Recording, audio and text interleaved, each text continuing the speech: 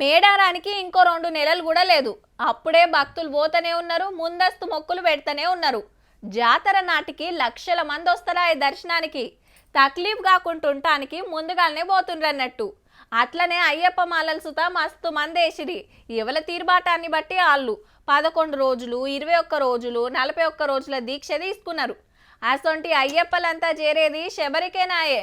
చూద్దాం పాండ్రి మరి ఆడెట్లున్నదో.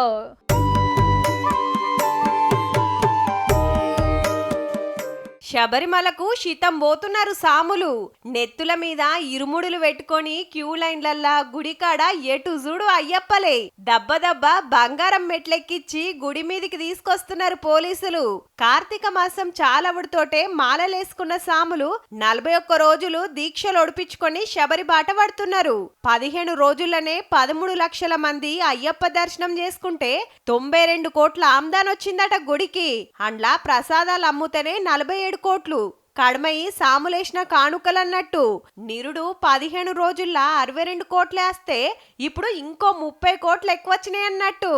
శబరిమల మొత్తం లక్షల మంది భక్తుల శరణుఘోషాలే.